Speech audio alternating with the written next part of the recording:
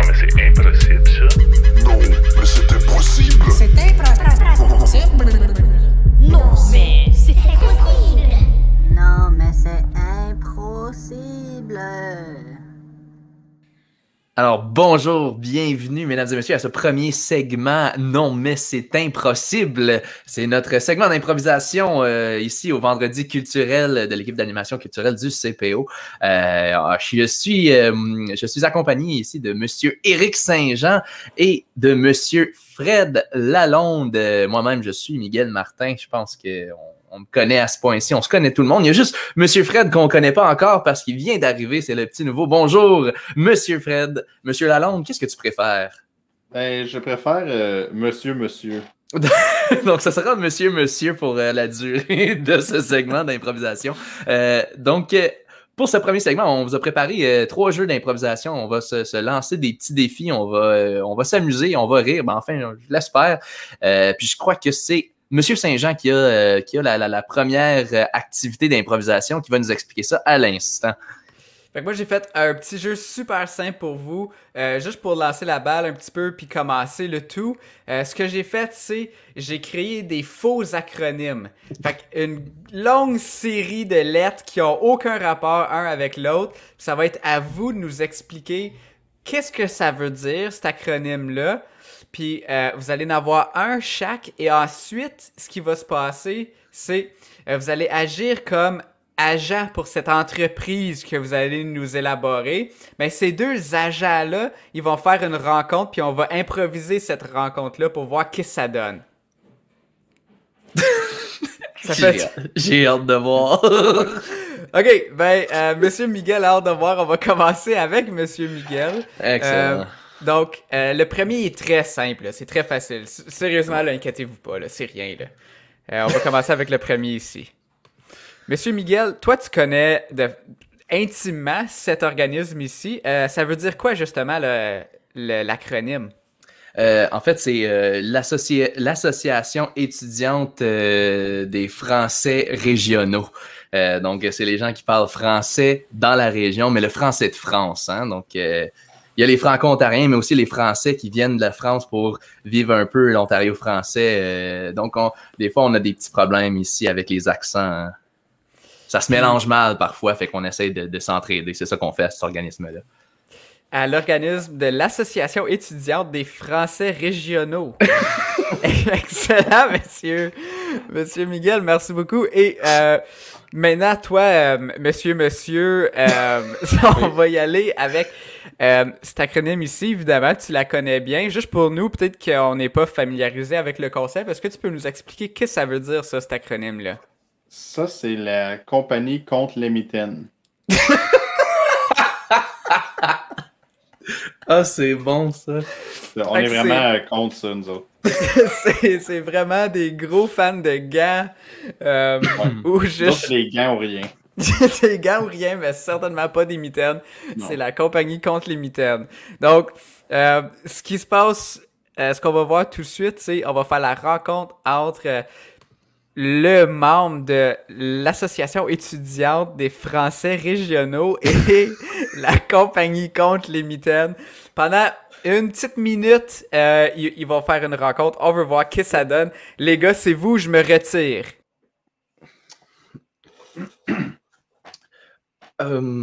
Alors, président, ici, Marcel Plourde, de l'Association étudiante des Français régionaux.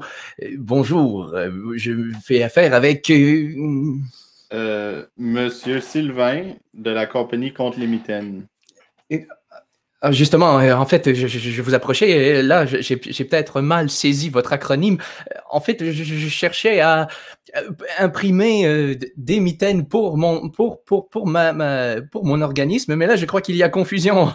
Monsieur, là, je vais vous demander une chose. Oui. C'est quand la dernière fois que vous avez mis des mitaines? J'en porte en ce moment, regardez.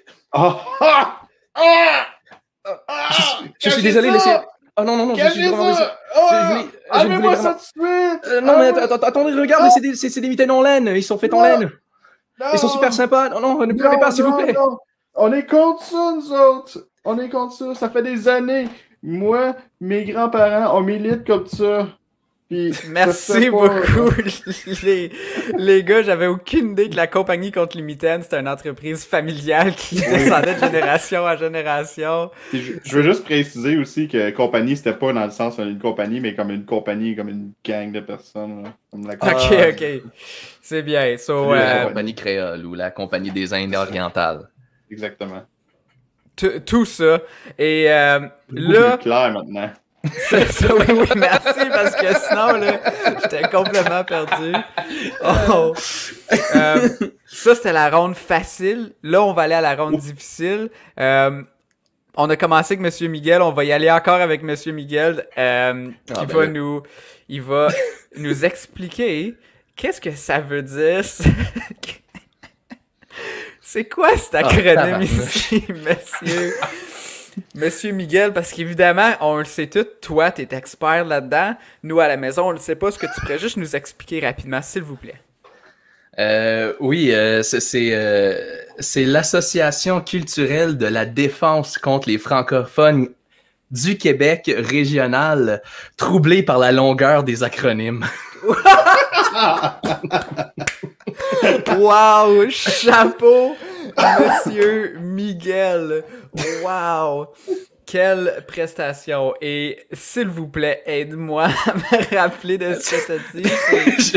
C'est l'Association culturelle de la défense contre les francophones québécois régionaux troublés par la longueur des acronymes. Fait que c'est ça, c'est ça.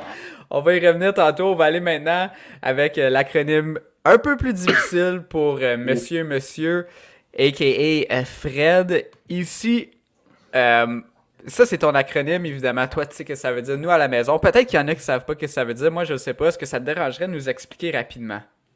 Oui, c'est facile. Là. C'est la Fédération internationale des Cool Gatorade. Les Cool Gatorade Otari du Limbo. Les cool Gatorade Otari du Limbo. Ouais. Excellent. Mais une nouvelle ce que nos amis à la maison savent peut-être pas, c'est qu'un Gatorade Otari, c'est une nouvelle espèce découverte dans l'Arctique la semaine passée, où toutes les Otaries viennent en différentes couleurs, soit lime, orange, bleu ou rouge. Ouais, Donc, c'est ça. Ok. c'est pour ça qu'on appelle ça des Gatorade Otari. Et c'est Une vraiment fédération formidable. pour ça. C'est vraiment formidable que Fred ici a décidé d'être le président de cette fédération internationale-là. Parce qu'on sait que les Gatorade Otari sont partout en Les en Cool Arctique. Gatorade Otari. Les cours, c'est vrai, parce que les plates sont en Antarctique, puis les Ouais. cours sont en Arctique. C'est ça. Fait que là, on a nos Gatorade Otari ici. Pour Monsieur Miguel, on avait l'association canadienne de... Je me rappelle plus. Hey, je pourrais même pas te dire. L'association Québécois contre la régionaux. défense de la la la défense des culture française Québécois québécoise régionaux. régionale. Ils sont troublés par les la longueur acronymes. Oh my god. OK. Fait que Elle va là, mourir. ces deux personnes-là, ils vont se faire une autre petite rencontre de minutes. On va voir ce que ça donne. Je vous laisse. C'est à vous, les amis. Comment long ton acronyme, toi? Quand même assez long. Hein? Combien de lettres? De mémoire, je dirais peut-être 8. Ah, ça me trouble. Ouais. Ah, que ça me trouble. Hey, moi, plus que 5 lettres, je suis troublé. Je suis troublé, puis j'ai le goût d'aller à la défense de ces choses-là. Sais-tu quoi, toi? Quoi? Ça a l'air qu'ils ont trouvé des nouvelles affaires en Antarctique. Hein? Dis-moi pas que c'est d'autres acronymes que je savais pas qu'ils existaient. Si oui, je Non, vais non. être en beau tabarouette. Ouais. C'est des Cool Gatorade Otari. Ça donne que il y avait un explorateur, il se promenait comme ça, il buvait du Gatorade. Puis là, ben, il a décidé que ça s'appelle comme ça maintenant. Ça existe déjà, mais je vais changer le nom parce que je veux vraiment créer une organisation à son nom. Puis c'était moi l'explorateur. Ça tombe bien? Ah, ben c'est triste. Puis là, tu es en train de me dire que ton acronyme, mon acronyme, il est trop long. C'est ça? Ben oui, c'est exactement ça. Puis selon selon les règles de mon organisme, on se doit d'arrêter n'importe qui a un acronyme de plus de 5 lettres. Ben, t'as raison. Il est vraiment trop long, mon acronyme. Ouais, c'est ça, je pensais. Je vais vous arrêter là, les amis. Quel renversement quand Monsieur Fred nous a dit que c'est lui l'explorateur. J'en revenais pas, je m'attendais pas à ça. Je suis impressionné quand même. Ouais, c'était vraiment... On pourrait même dire que cette activité-là est tellement difficile qu'elle était impossible, mais les deux, vous avez réussi. Félicitations. Merci. Ça, c'est tout pour mon bloc. Maintenant, je vais lancer la balle ici, dans ce coin-là. Monsieur Miguel, c'est à ton tour. C'est moi! Excellent. Donc, pour moi, mon petit jeu que j'ai préparé pour vous, en fait, je ne sais pas si vous êtes familier avec le TED Talk. C'est une conférence qui traite d'un certain sujet. Donc, je vais vous donner un thème, ça va être le thème de votre TED Talk, mais ce que je vais faire, c'est que je vais partager mon écran, puis je vous ai préparé un Google Slide avec des diapositives, mais d'images qui sont différentes, qui sont variées. Donc, vous allez devoir vous inspirer de ces images-là pour appuyer votre TED Talk. Donc, c'est ça qui va diriger un petit peu. Vous allez devoir vous adapter à ce que je vous présente. En fait, je vais vous partager mon écran à l'instant même. Share screen. Fait qu'essentiellement, nous devons donner une conférence sur un sujet spécifique et suivre une présentation auquel on n'a aucune idée qu'est-ce qui va être sur la diapo.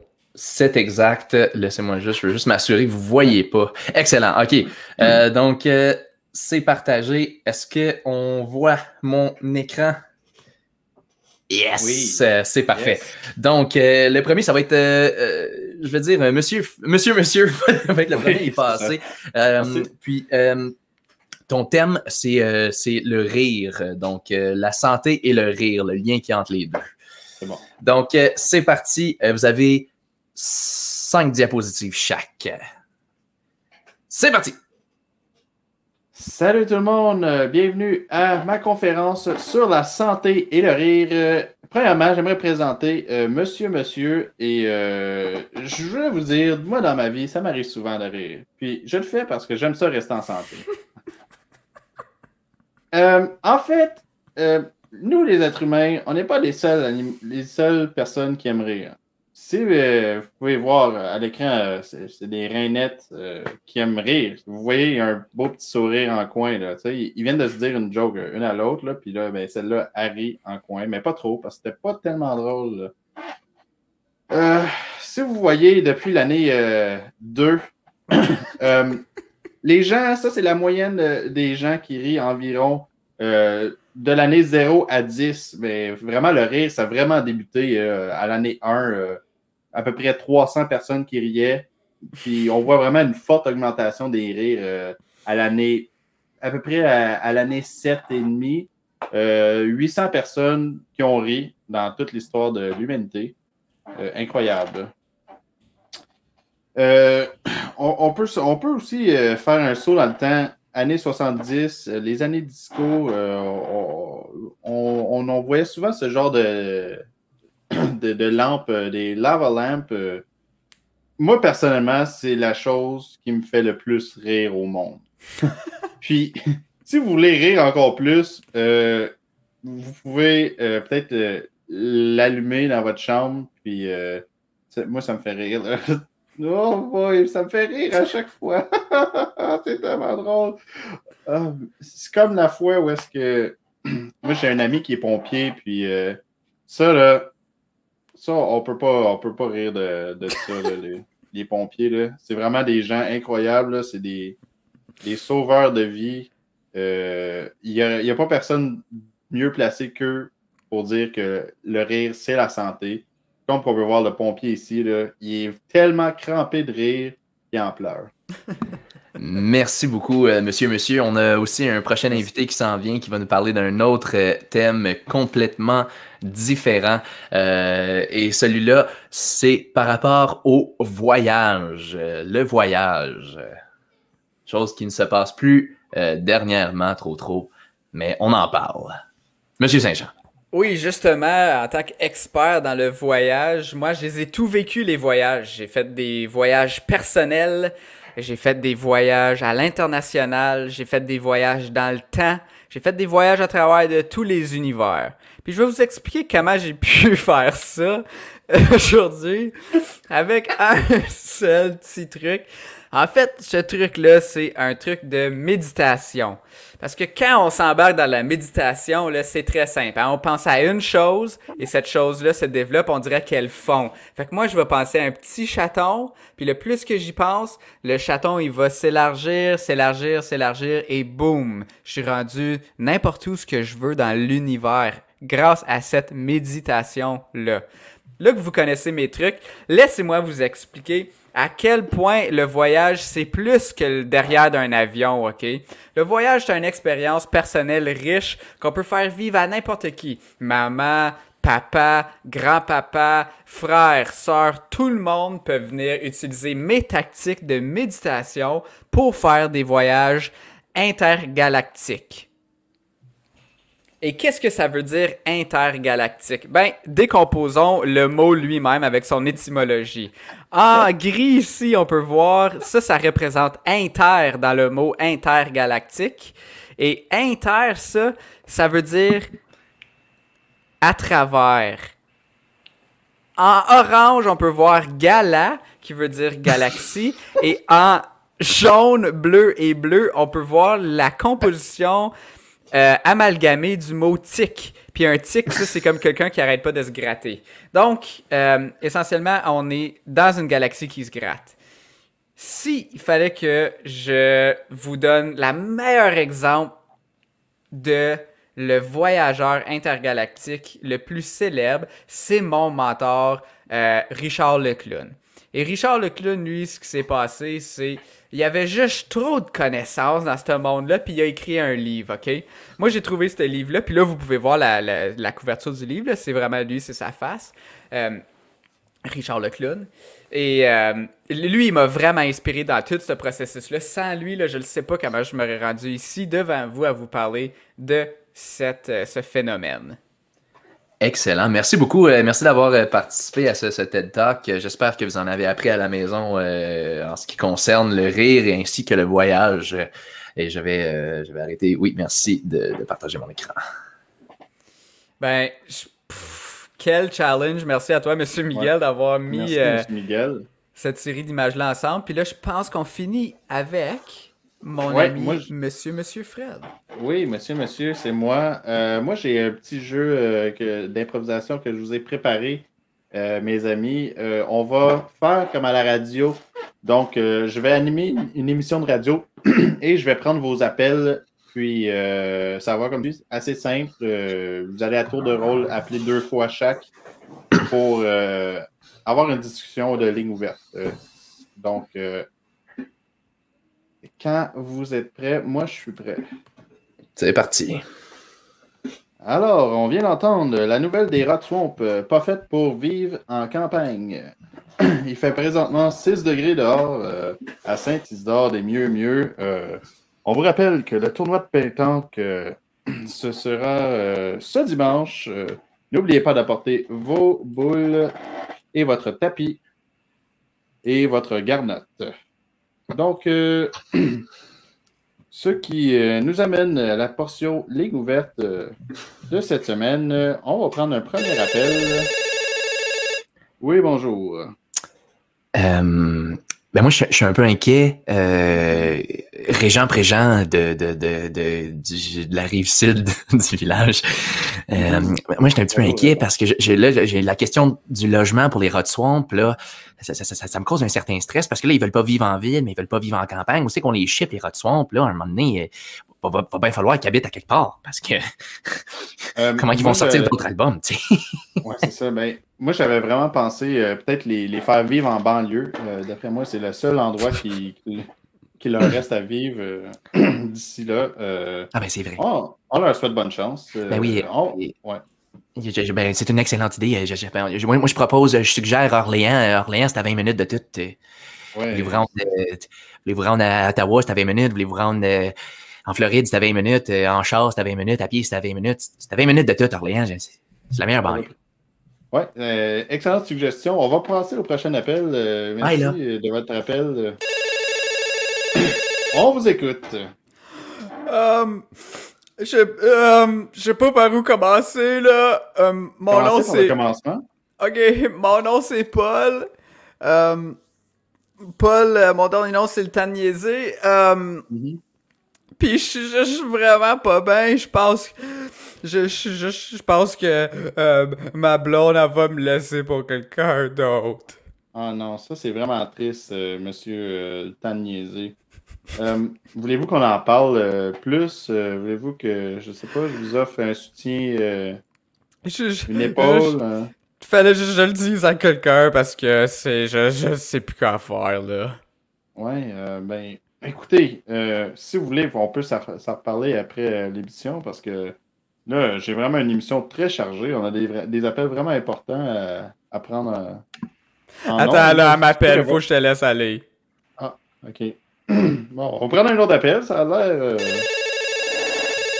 Oui, bonjour. Bon, ben c'est fait. Je l'ai laissé. Ça a pris 2 secondes, j'ai raccroché, viens juste, puis je vous ai appelé tout de suite. Les 2 seules choses que j'ai sur Speed Dial, c'est la station de radio, puis mon ex, ben moi, c'est mon ex à cette heure. Ben, je l'ai sacré là, cling, clong, boom, je m'en lave les mains. Quinte, oui. Pif, paf, pouf. Slam, bam, bidi, bam. T'en veux-tu d'autres onomatopées? Crime, cram, crom. Avez-vous pensé aussi à Plif Plouf? Plif, plaf, plouf, oui. C'était... Oui. Ouais, puis Bing, badaboum, bing, bang. Ben, arrêtez là. Vous me gênez, là. Je commence à avoir trop d'onomatopées dans ma vie. Mais c'est pas des onomatopées, c'est un homme qu'il me faut. Ah ouais, hein? Un homme... Un homme matopé. Bon, ben moi, je vais y aller, je pense. Ouais. On va prendre un autre appel. Ça serait mieux pour ciao, tout le là, monde. clic. OK, bye. Oui, allô? Maudit sale, j'ai tout entendu. Ah, ben là... Moi, ça... Je me suis confié à toi, pis là, la première chose que tu fais, c'est que tu y parles à elle, mon ex. Je suis désolé, monsieur, c'est parce qu'il y a à peu près 4 personnes dans le village, là, donc on est pas mal limité aussi dans les gens qui nous écoutent, là. Quand elle me parlait, là, pis elle me disait qu'elle avait un penchant pour des barbus, là, je la prenais pas au sérieux, mais oh là là que j'ai appris ma leçon, hein? Oh là là, ça aussi c'est un onomatopée. C'est peut-être pour ça que vous avez peut-être pas eu de succès avec votre copine. Mais sur ce, je pense qu'on va passer au segment on raccroche parce que c'est cela. Monsieur, je suis désolé. André m'étouffer, là. Au segment, je raccroche. Bye! OK, bye, là. OK, bye, ciao, là. En parlant de bye, ça, c'est nos 3 jeux d'impro qu'on avait. C'est le temps de dire bye, malheureusement. J'aimerais moi-même prendre le temps de remercier Monsieur Miguel, Monsieur, a.k.a. Monsieur Fred. Merci à tout le monde d'avoir écouté. J'espère que vous avez aimé ça. C'était la première édition de Non, mais c'est impossible.